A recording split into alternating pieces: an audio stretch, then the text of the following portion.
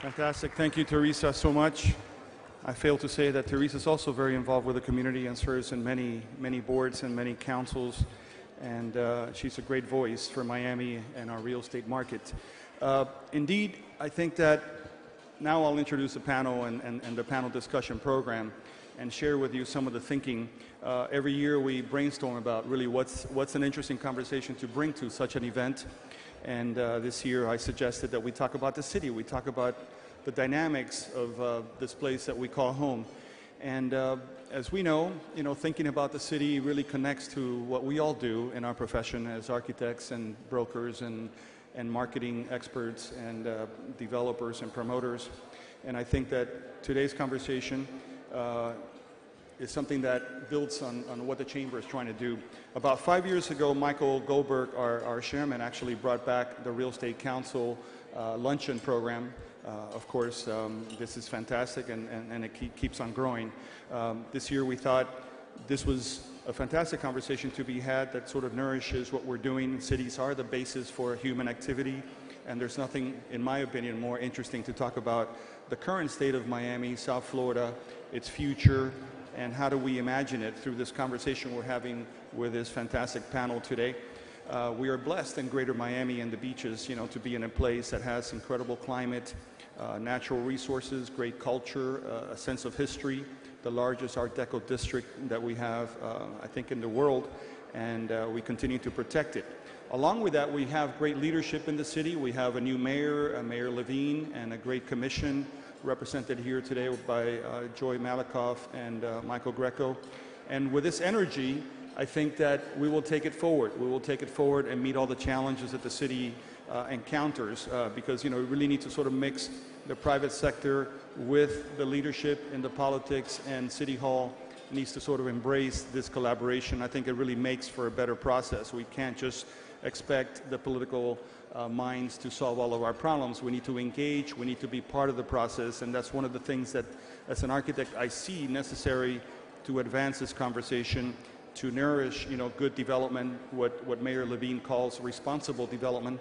And I think that is something that we'll see manifested in this conversation this morning. So as I introduce the panel, and it's a great pleasure to introduce this cast, and I thank them all for taking the challenge to joining us this morning. It wasn't easy, to get all these very busy individuals to commit to being here. And I'll start with the introduction. As I introduce the panel, each of them will come and take their seats on stage. And then we'll start the program. We have about 50 minutes, so it's going to be a challenge to kind of moderate this within the 50-minute time frame. But Paul is encouraged that he will manage that and we'll be out of here on time. We are running about 10 minutes behind. And I'll start by the introduction of Bernardo Forbrescia. Bernardo Forbrescia is the principal of Arquitectonica.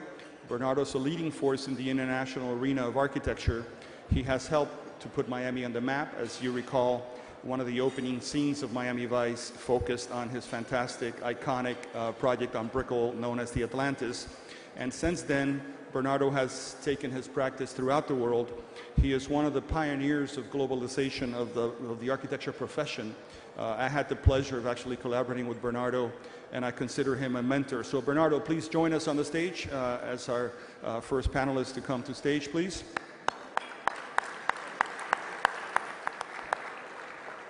As Bernardo makes it to the stage, I'll introduce Jay Parker.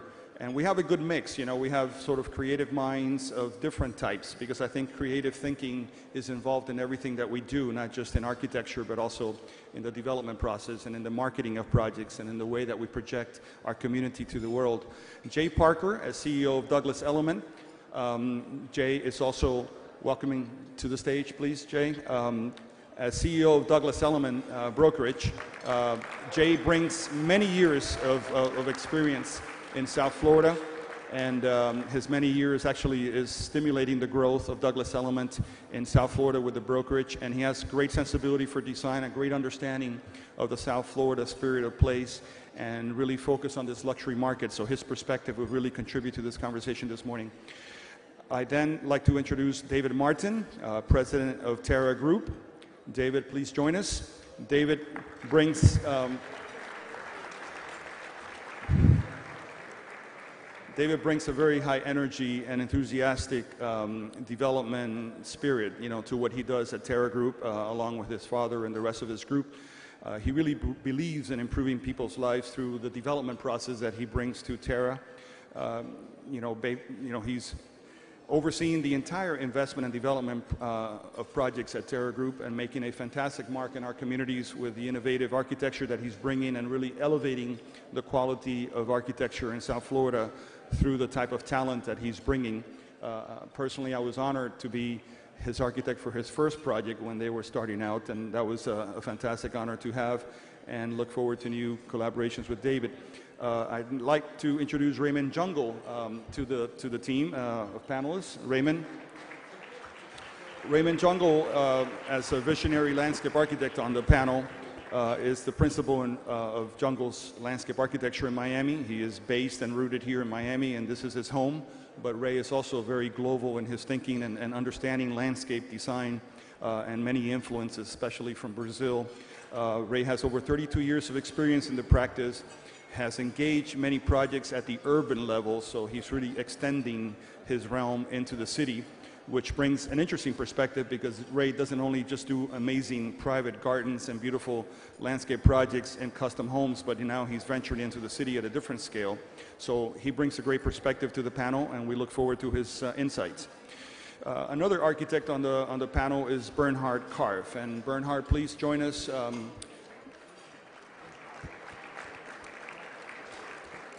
Bernhard is representing the Richard Meyer office. Bernhard is a senior associate principal at Richard Meyer's Architects in New York City. As a highly valued member of the Richard Meyer team, he's also leading the project here at the Surf Club, which, as we know, is an exquisite project. It's a great work of architecture that also incorporates historic components and sets an example of how we could protect history and complement it with modern architecture and increase, the overall quality of the site. That project is in the city of Surfside. So, his experience has taken him throughout the world with Richard Meyer's office doing iconic, classic, modern architecture, and he's representing that team here this morning with a great insight. And last but not least, we have Carlos Rosso. Carlos, please join us. Anybody knows Carlos? So Carlos in the room. So Carlos, as president of the condominium development sector of the Related Group in South Florida, brings also a management style that is very passionate and very much based on his love for the city and his experience as an urbanist. He's also trained as an architect, which is fantastic, developer with an architect's background as well. He considers himself to be an urban optimist, so he brings sort of that perspective to the panel. And the Related Group has certainly been one of those transformative developers in South Florida that has really set a benchmark. And in this new cycle, they're elevating the level of quality and commitment to large-scale thinking throughout the community. So that's the cast of panelists. And now I'll introduce our moderators so we could get the show on the road here. So I thought, who is going to be able to really moderate a conversation with this type of panel? It's really not something that anybody could do. So I searched and I found Paul Goldberger to be interested in such a task. So Paul, please join us to the stage. Paul is dedicated basically his entire career to architecture criticism, to really, critical thinking. And his many writings reflect on the city, on the architecture of the city. For about 14 years, he was architecture critic at The New Yorker. And now he's actually a contributing editor at Vanity Fair, and he has sort of broadened his reach beyond New York and is affecting architectural criticism and thinking in a more sort of national and international level. Recently, he wrote a fantastic book that I encourage all of you to read that talks about the meaning of architecture. And he has another book that just came out recently. It's called Building Up and Tearing Down, great reflections on the age of architecture. He is now working on a biography of our fantastic architect Frank Gehry, an American native that is affecting the world with his architecture. At the New York Times, Paul actually, in 1984, was awarded the Pulitzer Prize for distinguished criticism and the highest award in journalism. So The format is set. The stage is ready to go. We're going to have a fantastic feast of ideas and conversation about the city and its future. And Paul, please lead us through this. It'll be 50 minutes of a great conversation. Thank you so much. Thank you. Thank you. Thank you. Okay. Thank you very much, Ronaldo. Really, it is great to be here, and I appreciate everybody joining. As Ronaldo said, we have an extraordinary panel. We're going to talk about, over the next 45, 50 minutes, about the fact that, well, everybody knows it's a different time in Miami now. Another city is taking shape. Actually, two other cities, Miami and Miami Beach. It is not your father's Miami. Although, actually, in my case, I guess I could say it is not my grandmother's Miami, since she lived in the Netherland Hotel on Ocean Drive, and a very different Ocean Drive, which was my first exposure to Miami Beach. Our goal now over the next few minutes is going to be to try to figure out just what form this new city is taking, where it's going, what it will be like, and most particularly what role architecture and planning and design are going to have, what the physical form of this new city, that parts of which are kind of flashing behind us right now, is going to take. I once came here mostly to see important old things like the Art Deco district when it was just beginning to be preserved. Now, what takes me from New York to Miami is to see important new architecture, which was not the case even 10 or 15 years ago. So let me start by asking all of you, just what role does design play in Miami today? We all know it's a bigger one than it used to be. Condos are sold on the basis of design and not just on the basis of square footage or location. How much of a role does design play in Miami, and is it different from other cities in that way? Carlos, do you want to? You're right next to me, so you can start, and then I hope everyone else will join in. No, I think the design is a big differentiator, and particularly after this last 10 years of Art Basel, the buyers that we are getting are more and more sophisticated. They know design, they know about design, they appreciate design, and design elevates, what we are doing. And in general, you know, I think that Miami is at a pivotal moment, because I don't think that there is any city in the world where maybe the 20 top architects and landscape designers or interior designers are working in Miami at the same time. Right. You know, it doesn't exist in New York, it doesn't exist in Dubai, it doesn't exist in Paris or in London. So it's a unique moment in time where we're seeing this tremendous growth and this appetite for design and for new ideas, that Miami is really becoming a sort of center of design. You guys agree?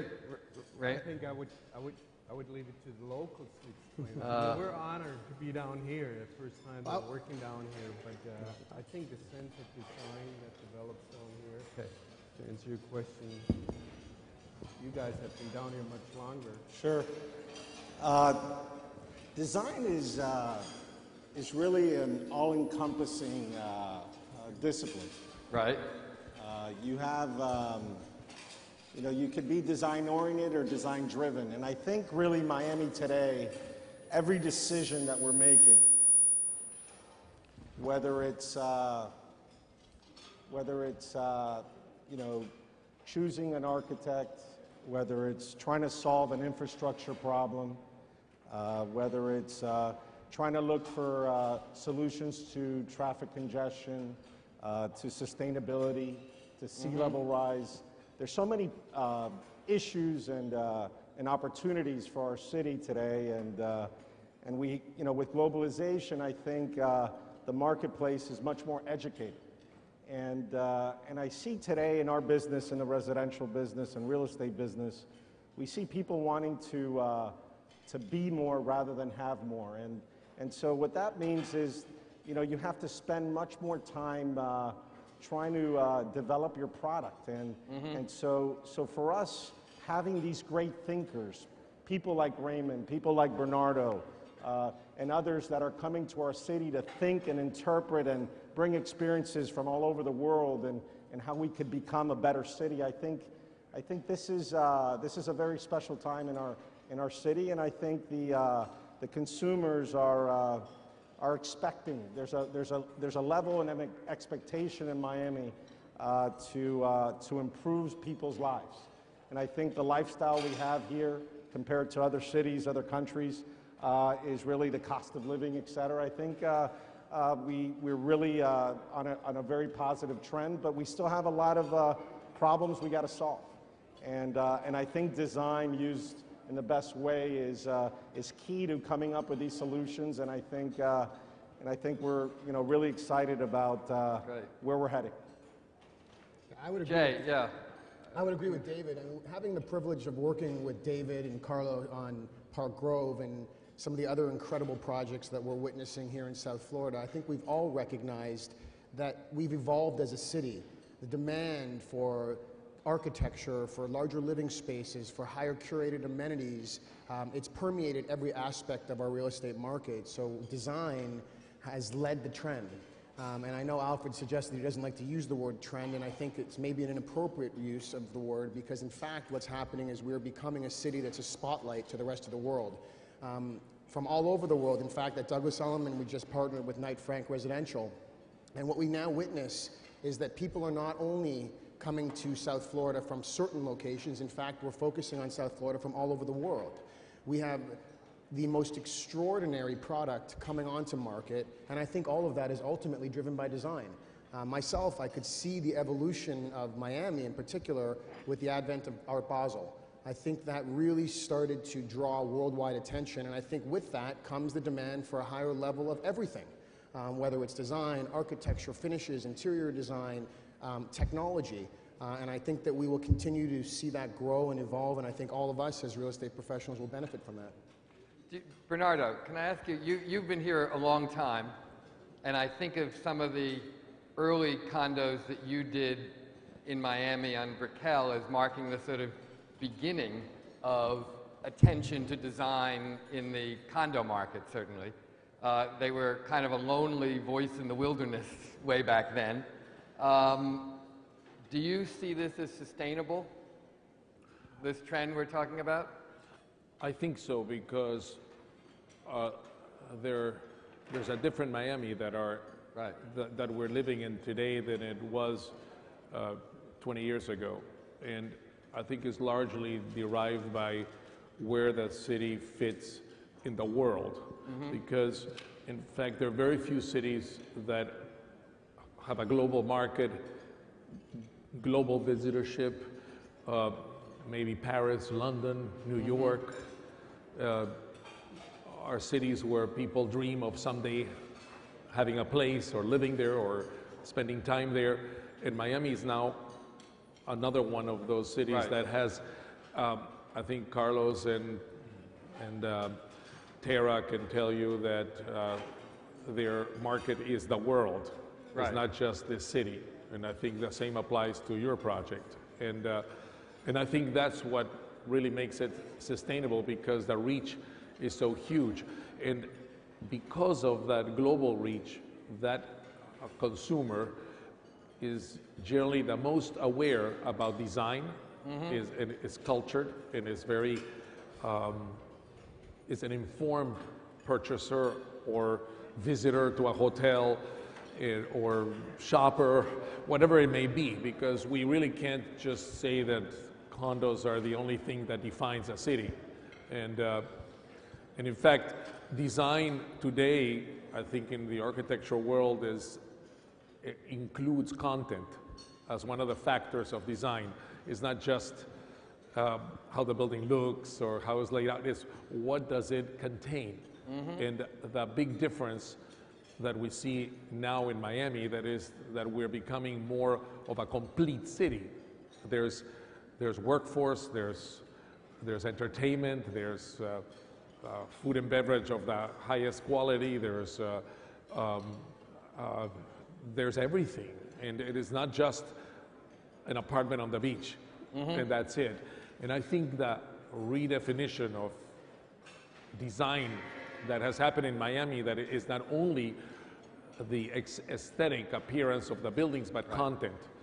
And I think that is the big difference, and that's what will make us sustainable, because superficial stuff doesn't make you sustainable. No, that's right. That was what I was getting at, exactly. Yeah. Exactly. Bernard, please, yes. If I may add one thing that I've noticed is A little louder if you could. Your microphone is not working. They have to put them on. You want to use Number mine? 3. I think one thing that we discover is also that design challenges the understanding of quality. With design comes a higher sense of quality, and that's literally whether it's the spaces that we live in, or it's the construction methods that we're using, the detailing of all of that. I think once you have that, then everything just reaches a new level. And second to that, the quality of it is also the new potential of recognizing what we're doing. You know, we're putting a name to something. I mean, I don't like to use the word branding, but it's very important that basically we have something that people easily can identify with. It's not one of these nondescript many towers, you know, it's a, you know, something, you know, I mean, I don't know if that's an accident that I'm sitting here in a white chair, but it's very good. If that's an accident, it's a very excellent little gesture of the organizers. Matching the hair. Good. Thank you. You mentioned branding, and all of this stuff, of course, fits together. Let me play the devil's advocate here and say, is there a downside to architecture branding? Is there we all know the upside, and it's great that there's a market that is interested in design and attracted to certain things because of the names of certain architects, and generally the architects who become the biggest brands are ones who build a reputation on design and quality, so it fits together. Is there a downside to that? Does that take you away from attention to some of the issues that David and Bernardo put on the table, for example, the bigger urban issues, the question of affordable housing, the question of urban design? Does branding kind of cause us to think that we hire a big name to do a pretty thing and we've done our job? Is that a risk, do you think? Anybody? I don't think so. You don't think so? Okay.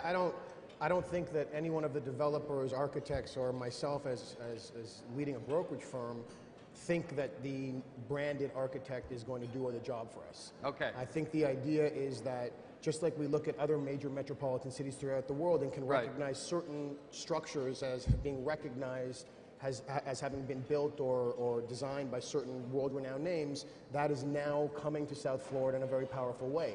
But I do believe that as we evolve as a city and more of these artistic, stylistic, world-renowned buildings come to fruition, the bar will raise again. And we'll see new standards and new opportunities. But I agree with what David said. It's not just the outside. It's the entire experience. It's more than just the building that you're going to invest in. We've now seen South Florida become a major city or cities for living. People are moving to South Florida with great velocity. We also see that in the Wealth Report, which Teresa King-Kinney presented, which we produced with Knight Frank Residential, the number of people that are coming to the major metropolitan cities in the world right now, looking worldwide, Miami is number 7 or 8 worldwide. Obviously, we have London, New York, Shanghai, but looking at the fact that this little city, Miami, can attract so much ultra-high net worth individuals from around the world is bringing the attention to us to be able to create this city in the way that these successful architects and designers and developers are doing. And I think that command will only behoove us to continue to raise the bar and look for greater success. And David, yeah. I also think that that great design, and we talked about this earlier, great design doesn't need to be monumental. Right. It can be something that, you know, it doesn't have to be this uber iconic thing, right? Sometimes great design can be being contextual. And so I feel that us as developers or in the real estate community, we have a responsibility that when we do bring great talent together, that we create a think tank of people of the community to really explain to them kind of the history and kind of the evolution so that they can grasp that when they're trying to solve design and make design decisions. And so I think that's important. I think you know, Carlos can add to that, but that responsibility of the developer to give context is critical to have an amazing project. Right. I would add. Raymond, yes, please. I don't know, can you hear me? Not too well. Here. No. All right. You're gonna turn it on. I think there's a little button there. We're doing better. We're doing better with in the architecture. meantime. Okay, good. Now? In the meantime, let me just add one thing while Raymond sort of solves his technical problem. I would say that the only downside, still not working. They assured me it would work. Okay. We're doing better with architecture than with acoustics. I would say the only downside would be affordability because, you know, I know the projects that I'm working on are all at a very high price level, and I do think that bringing branded named architects into town has elevated things much higher than they've ever been, and it's been fantastic for the city. But as a resident of Miami since 1974, I see great improvements, and the only thing I think is a negative thing is just the affordability for people who aren't high net worth individuals. Right. And 90% of, I believe, the condos that are being sold now are not sold to locals. So Right. that's highly unusual, I think. That's an issue. Yes. That's a big issue. Let's talk about that for a minute. And I think what is important for all of us, you know, we are all sort of setting our roots in Miami, and we want Miami to become a real city. You go today to Chicago or you go today to New York, and you know we still have to grow as a city, and we are still at a very young stage of development. So we really want to have a city that is for everybody. And the downside, I think, to design and to over-exploiting this idea of branding is that we alienate a lot of people that really need to live and participate in the city. Right. Because the city is more just than designers or architects or stuff like that. It's about space, and it's about how people use and take, you know, take possession of that public space. You know, I think that right now in Miami it's at a critical stage where really more from the city side, we need to start thinking of how people access the water, how people walk and are less dependent on cars, and how all that affects our projects, Right, you know? right. In all the areas that we do. I think everybody's in. Could in I say a agreement quick here note about the microphone? Yeah. Excuse me. I wanna. Bernardo. Hold on one minute, Bernardo. Okay. Design affects everything we do, including how we use the microphones. So, you know, because I don't want you guys to be frustrated, basically what they're telling me is that as long as your lapel mic is close to you, that it should work fine. And then the audio guy will elevate the volume. We need volume. We need to wake people up. We need to get excited. So please raise it up and keep it close, and it should work. So you guys don't have to be sharing mics, okay? Just thank you. Okay. Okay, thank you. Okay. I think we're all in agreement that a bunch of buildings, no matter how good they are, do not make a place. And this is about the making of a place as much as it is about raising the level of architecture. So how do you do that? Well, David? I started working with my dad around 15 years ago, and he had me meet with a lot of friends of his. One of them was an ex-Miami Beach mayor. And I asked him about historic preservation. And I'm like, well, you know, why do I see all these buildings in Miami Beach, and they're dilapidated, they're kind of in very bad shape. Why preserve those? There's some great buildings, let's preserve those and not those. And one of the comments that still resonates with me today is what makes a great community is when we can mix ethnicities, mix income levels, and have, you know, higher net worth, lower net worth people congregating in the same parks, you know, congregating the same stores, and that's what's going to make a special community. So I think the planning principles, especially in the city of Miami Beach, have allowed for a very interesting mix of income demographics that I think is one of the reasons why Miami Beach is so special today. And because, again, I think the character, the identity, the personality of the city is based on its people. And if you have this mix of income level, it really it really generates better discussion and better analysis of what's going to make this great city. So, Bernardo? Yeah, I wanted to just add one more thing about branding. Yeah, please. Because there's always a place in the moment in history when something becomes useful to make a point. And we have lived a period where the branding of design had a purpose. Yeah. It actually jump-started Right. a awareness of design, awareness of quality, as you pointed out. There are many aspects that it had its purpose. It called attention to the city, it opened new markets, and that already happened. I think that it helped us launch the positioning of the city and open the eyes to this market. But that is done. We're done, You know, right. So we now have to move to the next level. But it served its purpose. Right. It really had a role, and I think it was a valid one when the world may have not seen us as a place of design before. Just like Art Basel had a huge role, so did branding of design in general. But now I think that it's the time to step back and look at more substantive things than just branding, which is a more superficial thing. Sure. You know, it is, and then look at the aspects of public transportation, sustainability, infill buildings, how to create a place for a workforce so that companies can move here and create a sustainable economy that doesn't depend only on condo sales. You know, it is. You know, it's just look. I think it is now the moment where we need to reflect on the substance now and see how we make a more complete city, a better city, and what you asked earlier, something that is sustainable. Right.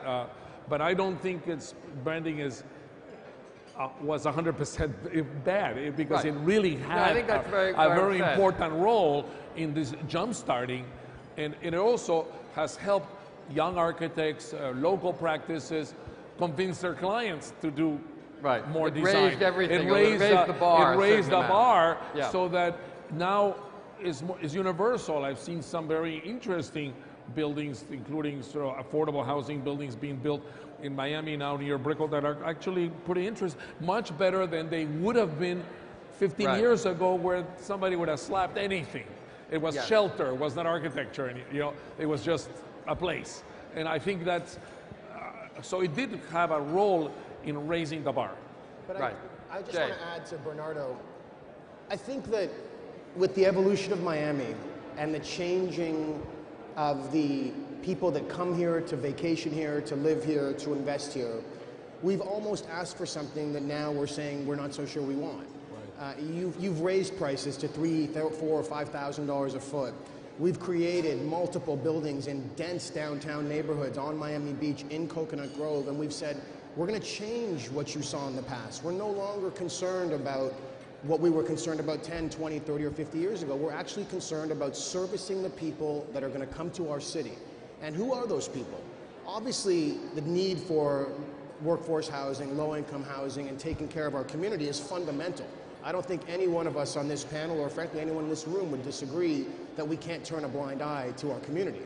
But we also have to recognize that as developers, architects, real estate professionals, we want to cater to the market, and the market right now is demanding luxury. It's demanding quality. If we look back 20 years to what Related was building in this town and compare their most luxurious product to their average product today, you'll find many similarities, and in many cases you would almost say that the, let's call it $500 to $600 square foot product is very similar to what we saw as their most luxurious product 10 or 20 years ago. So we are evolving as a city, and that's going to call upon us to reach higher levels. And I don't think that's going to stop, and I don't think it should.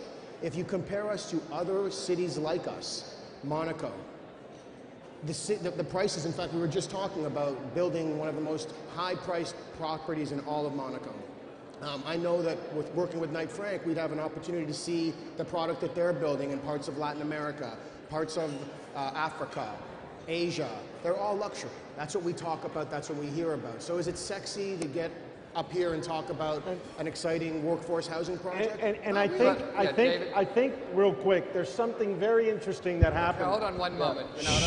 Yes, I just wanted to ask, out of respect for our panelists and to have a better conversation, that the kind of conversation we're having here happens in the after-event networking session that we're going to have. I would really appreciate that. I know you're all anxious to network and talk to each other, but this is an amazing conversation, and I don't want you to miss it. So please consider that. I think something interesting I think something interesting happened to us in Coconut Grove. It was it's a place I grew up. You know, great schools, great parks, very organic streets, tree canopy and tree preservation, et cetera. And on the water, you know, on the marina. And until we brought the great designers, until we brought Bjarke Ingels, until Carlos and I brought, you know, Rem Koolhaas to the Grove, now you're seeing the village of the Grove repositioning itself from a retail standpoint. And you have, for instance, Bernardo's sons have just purchased an amazing block where I can't say some of the tenants that are coming in, but some of the most amazing, cool, not franchise, amazing, cool tenants that are on the rise today are coming, like a Panther Coffee. And so I think that this attention to design and that it also allows for revitalization and repositioning of communities that are going to increase, you know, jobs. They're going to increase taxes and impact fees that are then going to allow for our municipalities to help solve some of the infrastructure issues we need to solve. Right. In other words, it's a great deal more than pretty facades. Right. Is the point. Yes, Bernardo. I want to add one more thing that maybe is not clear to the market, because what Related and developers with similar thinking are creating is filling a void of what the market has not been producing, which is rental housing. And in a way, because financing wasn't available, there was a crisis, and in a way the foreign investors who buy all these smaller units on Brickell Avenue and Edgewater and other locations, and they put it soon after in the market to rent at a very low, if any, return, are actually serving the function, a very important social function, because they are providing that workforce housing. They're actually the financiers that are making our city a better place, because indirectly they are doing what a big rental developer does in New York, subsidizing rental housing. That's fascinating. And it's probably one of the few cities in the world. There's only 2 places that I know of where this mechanism of building these large projects with housing of a reasonable, not extreme luxury, but very well designed. You know, it's not, mind you, this is the kind of design I'm saying has been elevated as a result of the branding era. It is, and they put that out into the market, and they're filling that void, and we have to be grateful for these Latin American and European investors that come here and are providing that service and allowing companies to move here and their employees to find a place to rent in a very decent, high-quality building, a much higher design standard than people may do with a regular rental building. It's really a fantastic service. In other words, the point is that the quantity of condos that are bought for investment and rented out not at peak prices but just to carry them is high enough to actually make an impact in the nature of the housing stock. Yeah, what Bernardo is saying, I think, has an impact for us. You know, we've always sort of looked at these buyers as borrowers. You know, we're borrowing from these Latin American buyers. We are building the buildings in Brickell, and they are renting the units out. Yeah. What I think, again, part of the big picture of the big discussions that we are having right now with the city is, for example, the impact of parking. Because parking has a tremendous impact in Brickell and for us developers. You know, if we want to maintain units at this level of pricing, you know, somebody has to make some modifications and has to trade off some of the things. With more and more public transportation and more urban retail coming to Brickell, there's going to be less of a dependency on cars. People are going to walk to Brickell City Center, they're going to walk to Miami World Center, and then it makes more sense to go back to the cities and say, you know, we would love to build more buildings without parking. You know, we are related to New York, as you know, we're big developers in New York, and each time that we talk with the guys in New York and talk about parking, they tell us, are you guys nuts? Are you guys crazy? You're putting parking in Brickell? Brickell should have no parking whatsoever. Right. And when we talk with the Jeff Blaus of this world, or the Bruce Beals, and we ask them, hey, how many parking spaces do you put per unit? They say, we cannot build parking in New York. It's Right. forbidden to build parking. Right. And parking is more expensive per square foot Right. than the residential units. So units in New York trade for $3,000 a square foot. The parking is $6,000 a square foot. It's $1 million a parking space. In New York, you have to fight to do parking. Here, you have to fight to not do parking. Exactly, that's what Right. we're saying. And that's why I think it's a pivotal moment for Miami, because we, as Bernardo said, you know, we've been sort of pushing this urbanization of Miami. And I think Brickell and downtown and probably Edgewater are going to be the denser places that are going to exist in Brickell, where it's going to be feasible to think of buildings without parking. And then the second point that I think Bernardo brought up is that those are the units where we need to attract, we need to show employers that there is affordable and that there is good design and that there are good units for companies to come and establish themselves in Miami.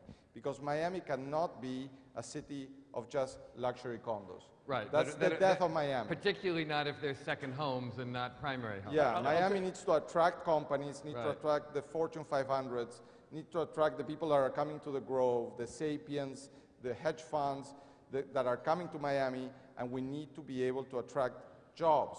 That's our biggest sort of question mark. The big difference in the design point of view that Yes. you were asking for, where is the quality of the design, is that often a rental developer has less of a concern about design. He's just looking at the income property, the raw building.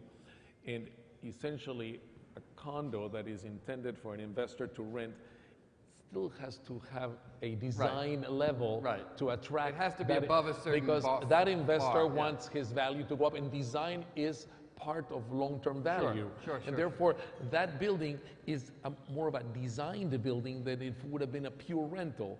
And therefore, our rental product, I can tell you, is the best in the world, because it is a condo that functions as a rental with the highest design level. Is there any other city where that can be said? I don't think that there's any other city that attracts this influx of capital of people who are buying units to rent. Right. It doesn't exist anywhere in the world. That's the key. I would also say that one thing that was said earlier is that Miami's a sexy city. I mean, it's not just the buildings that are being built here that bring people. I read that 60% of our tourists are from other countries, international destinations or locations. And I was affected by the beauty of Miami, the natural beauty. I came down here in high school and I saw it and I decided to move here, and I've been here ever since. That's going to happen to a lot of people, you know, and there's a lot of buyers who are actually coming to Miami to buy one of these condos, and then they're thinking more and more, you know what, I have a factory in Argentina or a factory in Brazil, and things are not that great. I'm thinking that maybe in the long run I'm going to spend more time in Miami. Better to base myself here. And Miami has absorbed this immigration of educated buyers. And I think the crisis cleansed a lot of people's perspective on home ownership versus renting. And so, you know, what I see is the young professional today needs to be more mobile, you know, needs to travel potentially for their business. So in essence, and sometimes doesn't have the job security. And so I think the rental product today is definitely filling that affordable housing void that sometimes people should, just if they don't have that income level or that consistent, call it secure income level, they shouldn't take on a huge loan and a huge mortgage that really gets them underwater. So I do agree the rental option as an affordable housing component is something that is getting solved in Miami. We need to work more on it, I agree.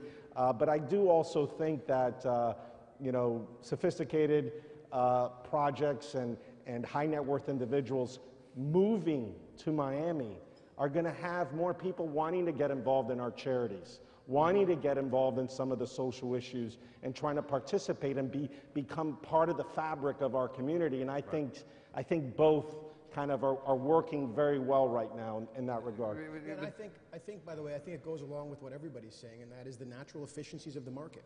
We could talk about Coconut Grove. Doesn't take us looking back very far to see a Coconut Grove that was somewhat dilapidated, relatively old and stale. That affected every aspect of Coconut Grove, whether it was the retail shops, whether it was the construction, the marinas. Everything that you looked at was somewhat dated. Now you have two major projects going up that happen to be luxury, and following in that, you see the regentrification of the city. You see new shops coming in, as Bernardo's son is doing. You see new brands coming in, and they're not without prejudice, they're not Starbucks. They're local, homegrown, exciting brands that really change the way you feel when you walk through Coconut Grove. And I know that the focus of what a lot of these developers are doing is not just simply building a building. They're also looking to recreate and reinvent their neighborhoods so that they can support long-term growth and sustainability. And I don't think many of you would be immune to the statement that we all heard several years ago, how are they going to fill all these units in downtown Miami? It'll never happen. I mean, I can't tell you how many phone calls I received. My God, you guys are in a bloodbath. You're never climbing out of it. But sure enough, Miami was one of the quickest cities to recover from that crisis. And we have to ask ourselves why. And it doesn't take us looking far in amongst this crowd to know that people have come into this city for all kinds of reasons. Opportunity.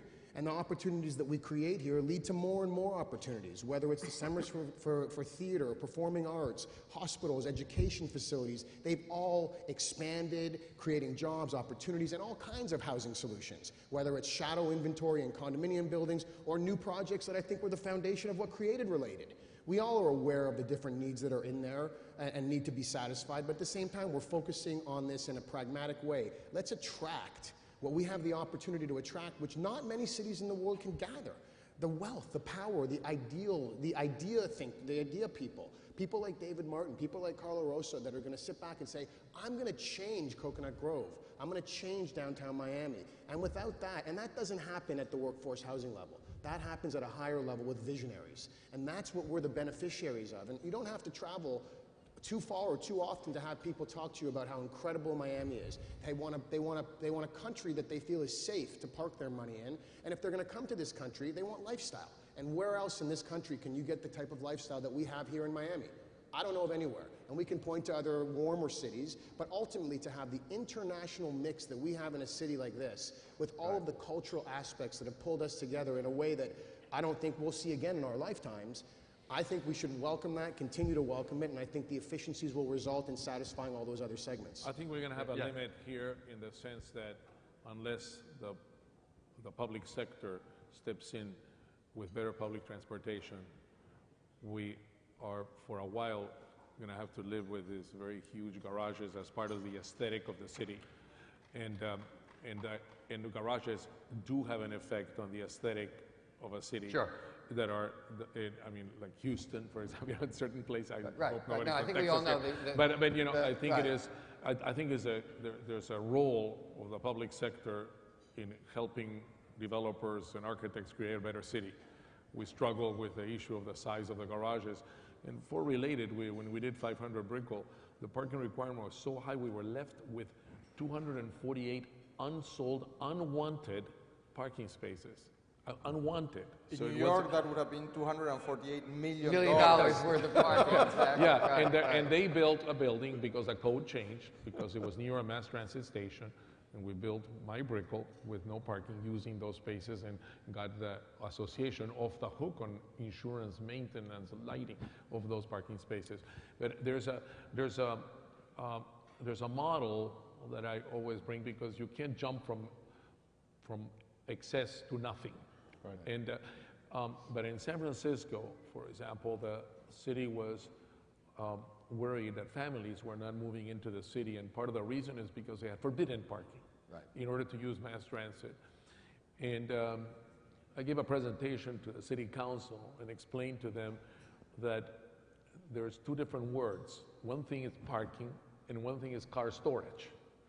For your car, for the car that you use for the weekend to go to Napa Valley or to the outlet mall somewhere in San Jose. But it can be dense, can be stacked vertically or horizontally. The axis doesn't need to be the same. But providing compact parking storage is is something that could be an intermediate That's how step. we've lived in New York for years. Which is actually. essentially what my car is 4 blocks from my apartment. and it doesn't really fine. matter. Right. Exactly. Now, imagine the new Brickell. Once Brickell City Center opens, 650,000 square feet of shops, theaters, restaurants. I mean, there's everything. Plus all of South Miami Avenue with retail on the ground floor. Many of these Brickelites are gonna just go down and use the services around them. They can even go to Saks Avenue. I mean, geez, they don't have to go too far. So, but they may want a car to go to the beach, Right. or to do this and do that. If we can find a formula that works for everybody and doesn't preclude owning a car, but maybe not commuting with a car to a garage that is so expensive anyway. Do you really want to pay for that car space? You know, it's for those few blocks. It is. It may be some kind of balanced off-site solution. parking You know? And then the other issue, solution. Yeah. the other issue Yeah. that we sort of fight all the time, or not fight, but we sort of Debate. wrestle with, you know, is the impact of parking into the size of the units. Yeah. I cannot build 400 square feet studio units in Brickell because of the parking drag. It's such a big drag that we cannot build small units. So if you cannot build small units, and there's a young guy that wants to move to a small unit in Brickell, And doesn't want a car anyway. and doesn't want a car anyways, Yeah. you know, why don't we, the developers, are given the chance to try it out? Right, right. You know, So there's a case in which the city is not actually leading you with vision, but holding you back. Exactly. Something you would I don't wanna know do. Well, about there's that. a point I don't- that the driveway plus the car that related to that unit is larger than the unit itself. But I wouldn't, It's Bernardo, it's I wouldn't actually say, like- I wouldn't say the public sector or our elected officials are holding us back. I think they're on it. I think they are. Okay. they They definitely actually are are. on it. And you know, for instance, for us, we've made a sizable investment in North Beach.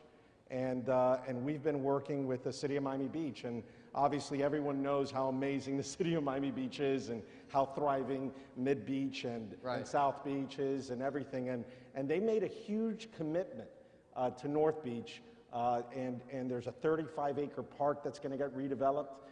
There's a lot of workforce housing that's currently undergoing, and so I think the elected officials just need some time to work through these issues, but they are listening, they are studying, and I think design is also raising everybody's kind of forcing everyone to get more educated, to get with it, and to start looking at how these problems are being solved in younger cities, in older cities, how they were solved, and how we could solve them for us and kind of interpret them for Miami. Well, I think that gives design a very interesting challenge, you know, to challenge the status quo, right? And our experience up in Surfside is similar. I mean, there is a given set of rules, and of course, you know, being the outsider in town, you know, we come with these New York ideas and this and that. We run into these situations where we say, why can't we do this? Why can't we do that? And you know, that needs to be resolved. So it's an ongoing conversation. One thing that strikes me here in that discussion, and you know, I'm not a developer, and you know, money, as long as you know we can pay employees and whatever makes them profit, we're good and happy with the design that we create. But I sense down here in Miami, there's this upcoming understanding of time. You know, I mean, Miami was a spot that you went. It's like, let's say Disney World. I don't want to offend anyone, but you went there and you left and life was good again. Now it starts to having, you know, a sense of future, also a sense of the past. I mean, sometimes strange results, but you know, I think Miami and you know the area starts understanding themselves as part of a continuum of sorts. You know, I mean, Miami's 100 years old. We ran into situations which, you know, we had to chuckle because, you know, everything that's older than 25 years is part of historic preservation. You have to deal with the ladies and gentlemen of the proper authorities and getting that approved and released and so on. But it's a good thing. It's a good discussion, you know, somehow having something that lasts a little bit longer than the next boom or bust cycle and so on. I mean, that's what makes cities great. A lot of this is about really maturity as a city, right? And Miami becoming, not thinking of itself, while being committed to growth, not thinking of itself as a new city in quite the same way, but as a city that exists in an arc of time. We're an adolescent city. I would Well, say. I think You we know, have we're committed to a very new young. city. How old? I think we 18? completely. 100 20? years, yeah, around. We're given the keys. We're starting to drive. When you say being committed to a new city, I think that's all the things that we see. I Right. think the Perez Art Museum, the Phil Frost Science Center, the evolution of Museum Park, Yep. the evolution of Coconut Grove, Brickell. We refer to Brickell as it's probably one of the only areas in downtown Miami that you could theoretically walk. I mean, it'd be a challenge to walk around Miami Beach. I mean, you have blocks and blocks and blocks of residential, historically preserved Right, buildings. right. That's it. You know, to go 20 blocks in New York City, no one would bat an eye. But Right. to go 20 blocks in Miami Beach, I know, most people don't want to do it. Right, You know, agree. it gets awfully hot. It could get awfully cold Right, there. I tried it, So, I know. But downtown Brickell, you know, when we look at downtown Brickell, all of a sudden, it's not such a far cry to think that you would leave your building in the morning, walk to work, walk to lunch, walk to dinner, and walk home, because it's all within a few blocks. And I think that that's part of what distinguishes South Florida from some of these other cities that we're talking about. I mean, we're not condensed in that way yet. Downtown Miami being the exception, but you know, even with the development of Miami Beach, imagine that you're living in your project on 89th Street or going to visit your friend south of 5th. You're not Right. you're not walking. And yet in New York, obviously the advent of public transportation, you know, we need to enhance with that, and I think people at Uber are giving us a lot of help. But I think that ultimately it's so spread out in Miami that it's challenging to Sure. think of. Well, because Miami, it grew big in an age when that was how cities got made. And it's only now that we're realizing that, in fact, that model doesn't work so well, and it's not a perfect model. I don't want to leave out the subject of Yeah. the environment and the landscape that is a big part of the identity. I mean, probably a subject that Raymond can speak better than any of us. And we're blessed with a climate where plants grow Right. fast and turn places into shady, comfortable locations without needing air conditioning. And I think developers and landscape architects like him have had a big role in redefining the waterfront of the bay, for example, because the urban structure, the parcelization structure of the city created that the land was inboard and the properties were facing the water. And many developers, like those present here, are giving up land along the waterfront to create a continuous pathway along the bay that is green and creates an appreciation of the bay. And I think you're involved in many initiatives that are greening up the geography of the city back to what it was and where we want it to be. And those of us from the Grove or those who know what it is to live in a lush tropical environment, but there are other neighborhoods in the city that I think you're turning into an equivalent. Maybe you want to. One of the great things for me is that the developers are recognizing the importance of that, and that's another great thing that's helping the cities where they're developing and building.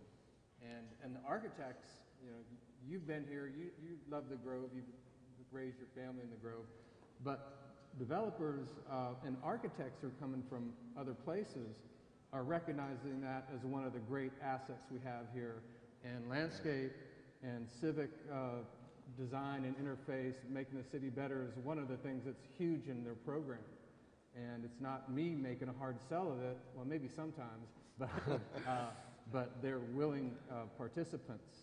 And I really see the bar, you know, buildings have been good here for a long time, they're getting better, but I think that landscapes are getting tremendous amount better than they were in the past. There are two projects. Is it feasible that this could be a walking city, or at least a chunk of it could be in 5 years? When you look at what Craig is doing in the design district, you know, again, going back to your idea that as we grow, we perceive that we have a longer future, but we need also to look at the past.